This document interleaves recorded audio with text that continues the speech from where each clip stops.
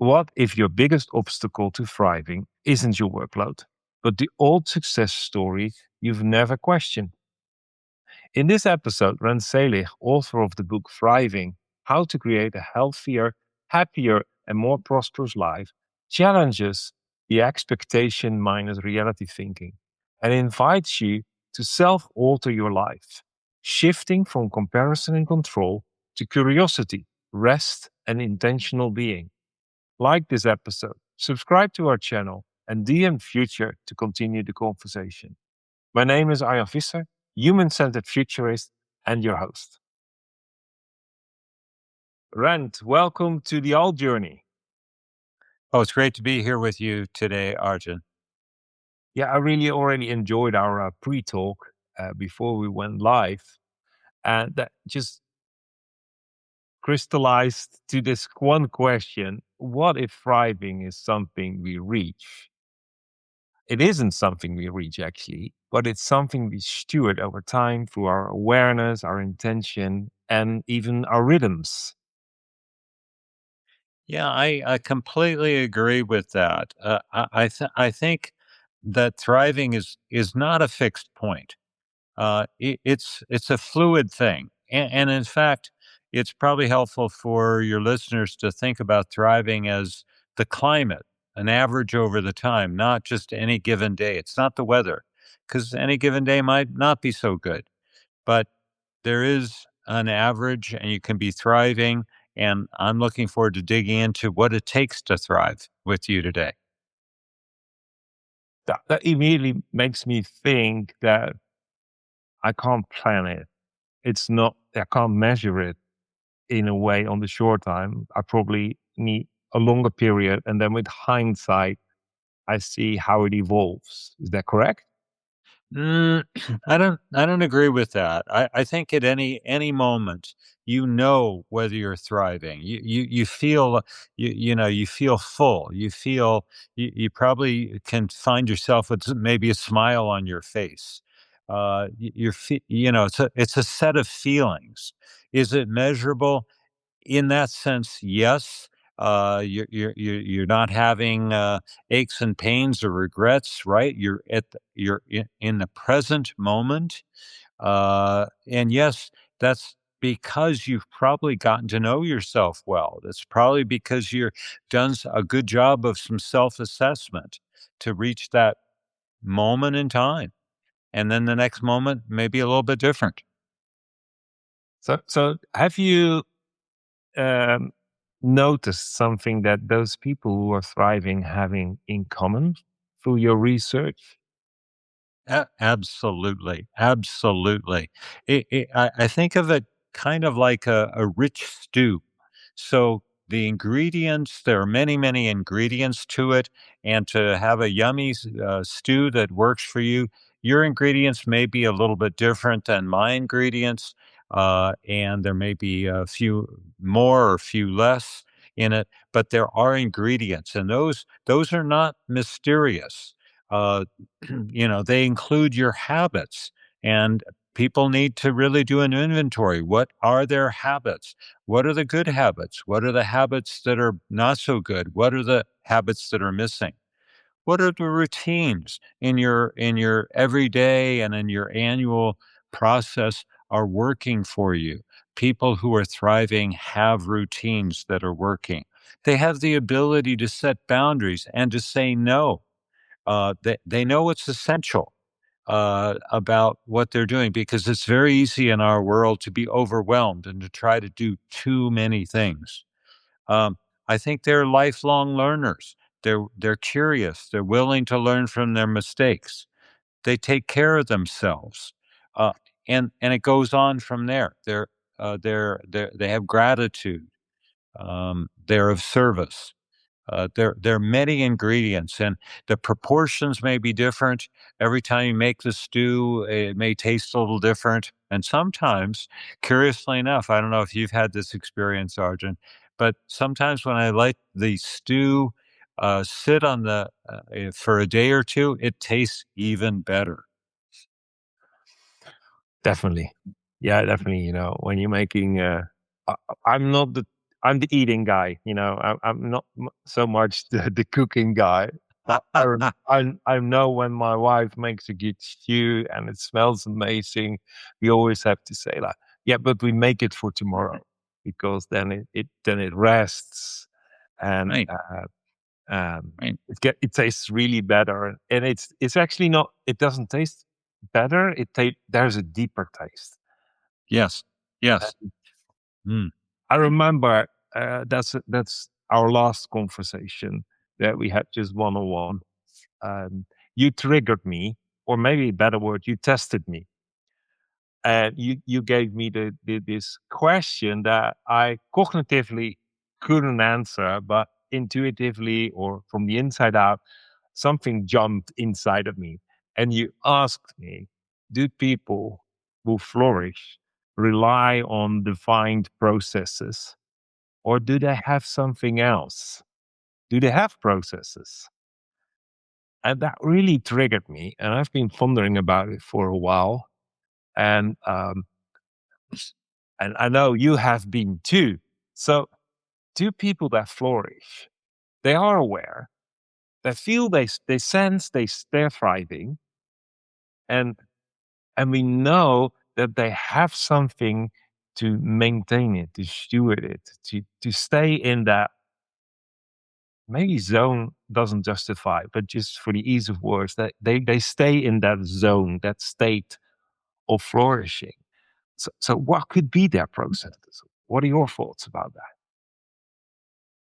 well, um, I think the starting point, if you're going to take this on in a meaningful way, it has to start with self awareness, and we all know ourselves to some degree, but a deeper dive into this is really a key part of it.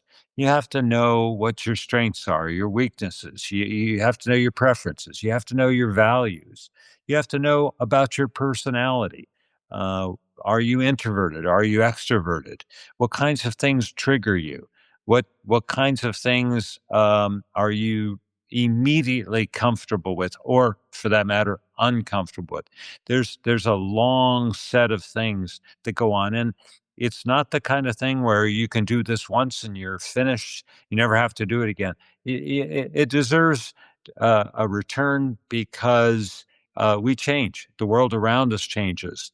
New things are happening all the time. So there's that deeper dive, and my book goes through that and asks really key questions to help navigate the reader, or now that my audiobook is out, the listener, to really engage with, so they get to really understand who they are and what they stand for, what they won't stand for. Um, that they can determine whether they have authenticity, and that's a big word, but basically it boils down to something very simple: is what you say, what you do, are they different? Is there a gap between the two? Do you have integrity? In other words, when you say you're going to do something, do you actually do it? People can count on you and rely on you. You're trustworthy. So that's the beginning of this process. And once you've kind of climbed up a little bit of the hill, boy, things unfold in a really great way because you know what to avoid and you know what to lean into. Well, just processing your answer, I immediately see the picture, and I remember when you asked me that question the first time, my reaction was, of course, they have processes, but they're not the typical business model, business book Right. processes. It's not a 2D diagram that maybe has a curve, but it still goes from A to Z. And Exactly. it must be something three-dimensional, four, five-dimensional. It's because they're not climbing a ladder. Like you stated, like it's not that they just do it once and it keeps happening, reoccurring. It's like they are spirals, rhythms, infinity loops. Maybe the infinity loop is the nicest uh, image of how you know how you keep maturing. It's because maturity is also not just a ladder you climb. It's that Right. spiral dynamic in your life where things start to stack upon other things that are stacking, and you're not just getting to a level without going down anymore. It keeps going up and down. That's right. It's That's like right. life. It's like the blood in your veins. It's like pumping through the whole embodiment of who you are. Exactly right, and I think this what we've just been talking about can be taken on with a sense of a duty and work, and it's hard, or as an alternative, you can take this on as a matter of curiosity, and say, hey, what am I going to learn about myself? Because I know it's going to be valuable, and that gives you energy to keep going with this process on kind of a regular basis. What am I learning? What am I learning about the world? What am I learning about myself? That is going to make me a healthier and a happier and a more prosperous person. Yeah, and I think our answers are the easy part. Although finding language to articulate how those rhythms look like is already a hard job. And hard, I mean, you have to be attentional. You have to be fully invested. It's not something you do on the side. It's the core. It's like your blood's veins, your systems, and it's pumping life around. And in Right. your previous answer, you already mentioned that you know what you keep out and what you let Right. in. Right. But that It- triggers to me that it is you know how to nurture and sustain and protect and grow your intrinsic motivation in all its dimensions to keep that internal flame alive and not give it away. Exactly. Relationships, having deep and enduring relationships is a really key part of thriving. And I tell people the most important relationship you'll ever have in your life is the one with yourself. So this leads to self compassion and self care and self love so that you can continue to nurture and steward your own life. Yeah. I recognize that it helped me to stay away from words like we, us, and team and talk about you and I. Yeah. Yeah. Yeah. Because when I talk about you and I instead of we, I couldn't leave myself Right. out. But then you're spending your energy that you need to keep on flourishing instead of that you are just sustaining your flourishing. And actually, by that, be a way more valuable uh, part in the relationship. It's a really significant point. And a lot of people, especially in the business world, and when they have senior positions, they want to fix a problem, and that immediately negates the possibility of listening and building a relationship and understanding what the problem is from the standpoint of the person who's experiencing the problem.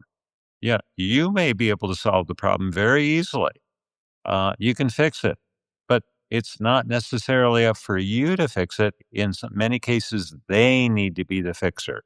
And the way they can get onto that path is by you being and being a listener and showing your interest and your compassion to the situation. So, actually, we're talking about what the core is about who I am, who I am becoming.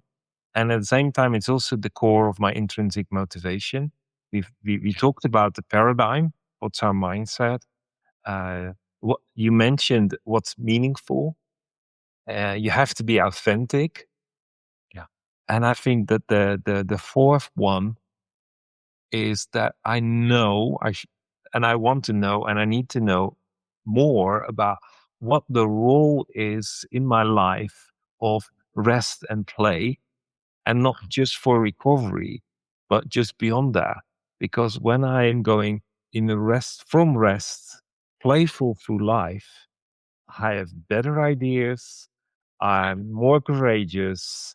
I experiment. I learn fast. And it all helps me not to just think in concepts, but also to embody it, to make it part of life, to just raise my threshold. That I'm not falling back all the way down to survival mode every time something overwhelms me.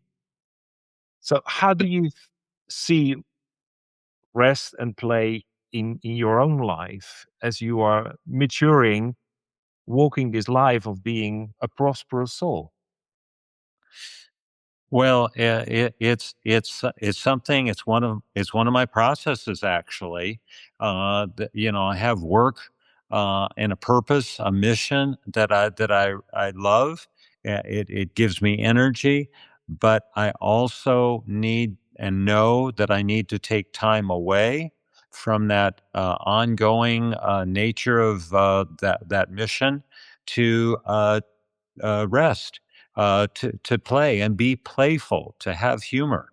Um, it's absolutely essential. So I take a day off every week. Doesn't matter how many things are on my schedule. I take a day off. I don't go and do digital work. I don't go shopping. I meet with friends. I spend time with my wife. Yummy food, movie. Uh, uh, you know, uh, Music, dancing, those kinds of things. And to this point, there's something I just came across from Leonardo da Vinci. Leonardo da Vinci, what an amazing, amazing person. He said, every now and then, go away, have a little relaxation. For when you come back to your work, your judgment will be sure. Go some distance away because then the work appears smaller and more of it can be taken in at a glance, and a lack of harmony and proportion is more readily seen. This is Leonardo. Um, and it makes our point that sometimes we get a little overwhelmed, and our normal good judgment gets diminished or diluted. So what do we do about that? Well, step back, take a breath, take a walk in nature, do something different for a while. And this is where things like music and art can be so magnificent, not only joyful, but beneficial. Not with the sense of, oh, I need to go to the museum or I need to listen to this piece of music so that I can. No, but just to relax, to just savor, to let things marinate. Yeah, exactly. Because even when I put things aside, take time, when I'm thriving, when I'm in my what is authentically my way to walk and my path, then those moments that I step away, I do not disconnect fully. I actually got Right. it go thinking about it without pressure on a higher frequency, and actually I think sort out. You start to see structure. You also start to see things inside out, and mentally I love it, and maybe that's the futurist in me. But and it's training. You know, when I imagine it in a restful, playful state, can I turn it around in my mind, in my thinking, in my imagination? Can I literally to it from the other end?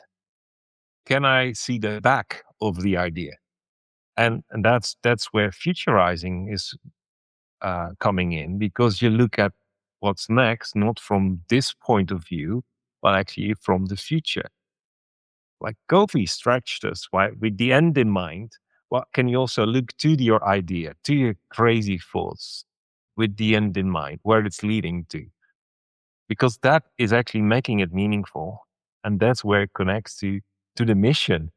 you already shared, um, which leads actually to maybe the last question. But now I've got you'll probably trigger more questions. But what is that thing that we actually should give a name?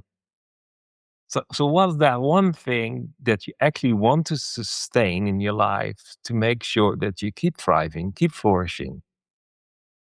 So what would be that one thing? Well, I believe this is that we're all unique, and and there's amazing things within each of us which are a little bit different. And so I think the one thing is the belief that you can design your own life and you can be the author of your own story. It's enormously powerful, and we have that power. We just need to unleash it and be okay with it. That you are you. You don't need to fall into comparison with anybody else. You can be on your path to becoming, uh, your best and truest self, and better than you were a year ago, and so on. And that belief that you can design your own life, I think, is absolutely the core to building and creating a thriving life, and a life that is going to lead to health and happiness and prosperity. Yeah. Yeah, and other perspective on the same thing, like im- let's implement it immediately, is that you are unique. So your life path is unique. So you Yeah, you can design your life. There are so many good things to do, but you have to find that one narrow path that's only yours to walk, that's fully aligned with your design and who you are becoming. yeah, And that in itself is an adventure, finding and walking that narrow yeah. path, as we call it from a long time ago. Um, and everyone has their own narrow path, and together it's probably an amazing, colorful fabric of threads. But we all have to be authentically our own thread through life, and that means we have to be intentional. Very intentional. Absolutely. Very observant. Um, you know, in our modern world, there are a lot of people who are stuck around their definition of success, and our societies have very powerful messages defining that. And the way I try to navigate through that question, that important topic, is to describe two worlds that we all live in. One is the doing world. The doing world is the external world. This is where you're making money and you're spending money and you have a title and you have goals. Um, it's very important, of course. But the other world is the interior world. This is the being world. The being world is a lot about your feelings. It's things like being at peace, feeling fulfilled, being a certain kind of person, like being a good listener or being respectful, being kind. And most people that I've observed, and that's a lot of people over a long period of time, pretty much move, if they move at all, from doing to being. Maybe the being comes much later in life. It can come actually, though, at any time. And the earlier you start this, the more robust and useful and powerful it will be for you. The bottom line is this: if you focus on being a certain kind of person, defining success from that standpoint, from who you are as a person, as a human being, then you will have less stress, more happiness, greater impact, and greater fulfillment. So that's what I tell executives. That's what I tell young people. Focus first on being, and then take that being that you're still working. It's like a piece of clay. You're still working that being, but being out in the world as that person. Yeah.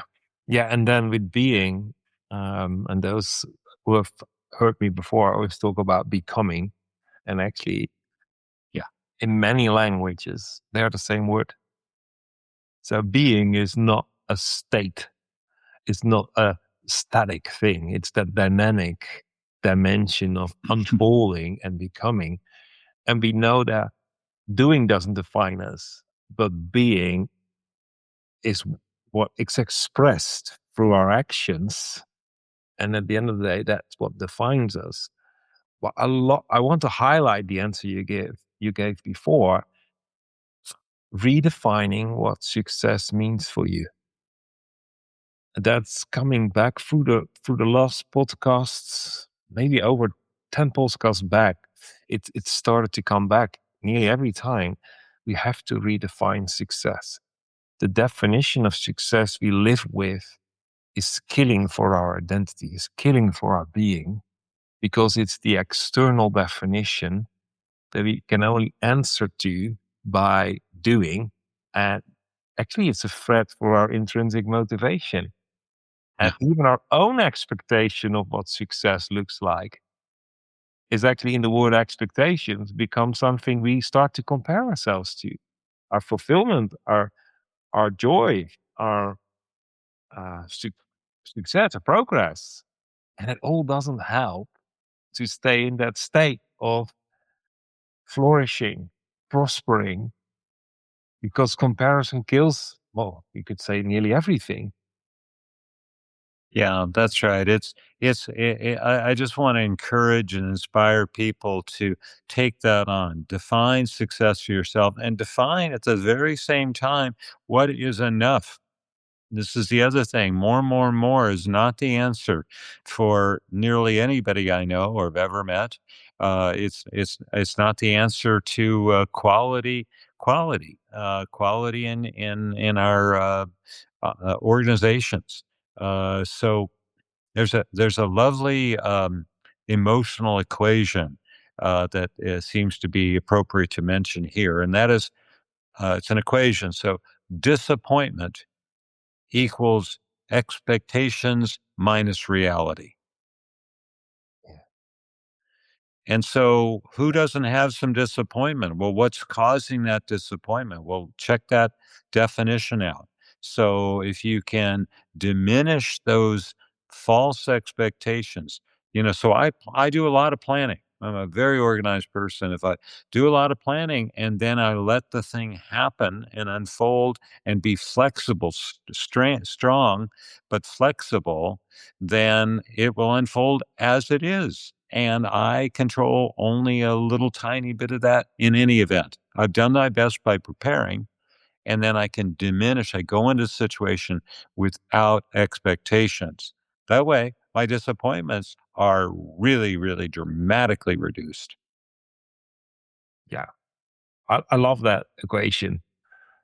Disappointment is expectations minus reality.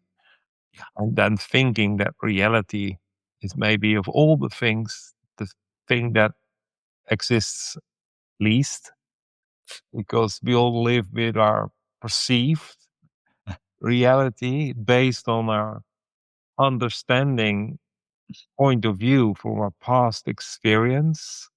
So it tells actually more about how we have been unfolding than about our wisdom and discernment. So reality, and that's like the other, mentally, you can spin it around in your mind, in your imagination, and have a richer viewpoint of what you think that's happening, because we can't go further than what we think that's happening. And then we say it's knowledge, but we don't know because we live with our perception. So, um, if we make that the rock, the cornerstone of our self appreciation. Yeah. Well, I wouldn't want any of your listeners to go away thinking this is a very lonely exercise. We've talked about the importance of the relationship with yourself. That's really at the very foundational level. But from there, you need to be able to build deep and enduring relationships with others. And one of the hallmarks of a deep and enduring relationship with someone else is that you can get the support you need. Now, support needs to be defined. There are times when, what you need is different than the next time you need support. Support may be coming from you need advice, or maybe you just need somebody to listen carefully and ask follow on questions to help them understand what you're talking about. More importantly, maybe even to have you understand what's going on, how you're feeling, the situation you're encountering. And then sometimes all you need is to have somebody put their arm around you. So you need to telegraph and very clearly, can I ask you for some sort support of this nature right now? And when people step forward and give you that kind of support, then you're building a relationship. They feel respected and appreciated when you come to them as the person you are, asking for that kind of support. So you build the foundational step of who you are and what you're about, what matters to you, what you say no to, what you say yes to emphatically, hopefully, and then you from time to time, headwinds come at you, challenges come, and so there might be times when you're going to be need to be courageous and big enough to ask for some assistance, some support. Yeah. That's good. That's a good thing. Absolutely, absolutely, and I believe that's why from the old days they used the sailing boat as a metaphor for leadership, self leadership, and sailors know that headwinds, if you navigate a little bit alongside it, it gives you the great acceleration and excitement in a sailing boat. It gives you the speed, to move forward. Um, and the biggest fun of sailing is actually doing it with your peers. Mm, And right. yeah, it's not life is not a solo sport. Leadership is not a solo sport, even not your self leadership. I Yeah. love that you're pointing that out. And how can people connect with you and get hold of your book, Thriving? Oh, thanks, Arjan. Yeah, my book, it's award winning. It's very popular. It's available on Amazon, of course, but also at independent bookstores. You might need to request a copy.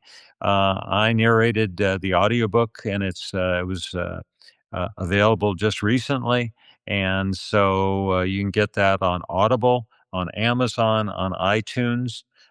Some people say they have both because going back and forth from a printed or an ebook to the audio is really good. It adds a whole nother dimension. And as I mentioned, there are times throughout my book, maybe every 3 or 4 pages, where I ask a penetrating question where I'm hoping that the reader, the listener, will take a moment and reflect, take a pad of paper and a pencil and write down your answers. The more you put yourself into this process, the more you'll get out of it. The more robust your life will be, the better and clearer the path to thriving will be. I will make sure that in the description, the comments of our podcast, the links are there. The links to connect to you through LinkedIn, find your book on Amazon and the audio book on Audible and iTunes. We will add the links. So Thank you. for those who didn't finish the note taking, don't worry, it will be there. And to wrap up, I just actually want to ask you, Rand, what are the three things that people should take away? And I want to frame that with what if thriving is less about doing more and more about becoming more aligned with who we are, our senses, our relationships, and our purpose? What are the three takeaways? Absolutely. Well, thanks for bringing this back to the a key question of alignment. I think there are my three are, and there are many. So if you ask me tomorrow, I might have three other ones. But one is to be curious. It makes life fun it also has an incredible bonus of avoiding conflicts in relationships. When somebody says something you completely disagree with, maybe upsets you, you can just be curious and ask questions. I'm curious. Tell me more. Why did you say or think that? Say it genuinely, openly, not with a snipey disapproval. A second thing is again, focus on being the kind of person you want to be and want to become. Um, when you do that, then the doing will be a lot easier and more impactful. And then the third is just a reminder that yes, you can design your own life and you can make this work for you. You can just stop listening to messages you might have heard from mom and dad or a teacher or a boss about who you are, what you can or can't do. You can design your own life. You can build it, and you can be the author of your own story, which is a very powerful thing because then you can edit, you can delete, and you can also then uh, create new future scenarios for yourself, which is a lovely, lovely thing to do. Yeah. Well, I want to add to that one, set yourself free and release yourself from self-imposed expectations or just expectation that has been set by your upbringing, your culture, or your past experience. And the second one, and don't go all the way to three, but we have five today, is don't forget that rest and play and your imagination are not just power tools when you have time off. They're the power tool to actually nurture and steward that you keep on flourishing and stay in the rhythms of life and deal with the headwinds or any other direction the wind comes from and accelerate on the path that you are created to go. Very good. Very good. I want to thank you, Rand, for today's podcast. You know, time went fast. And I also want to thank everyone who is tuned in, stayed with us to the end. And I trust that bits and pieces, or maybe the whole conversation resonated with you. And I trust that it sparked something meaningful for your own journey. So please share this in the comments, reach out to us because we love to read this and interact. Rand already mentioned this is not a solo endeavor. This is something we are on together. And if you can't wait for next week's podcast and you really want to explore the future with us now, I really invite you to join the Alt Dialogue, an exclusive peer dialogue for visionary leaders to pioneer the questions that really shape our leadership for the future together. Just DM future and you will receive the right information to join and experience it first. So I'm looking forward to see you there.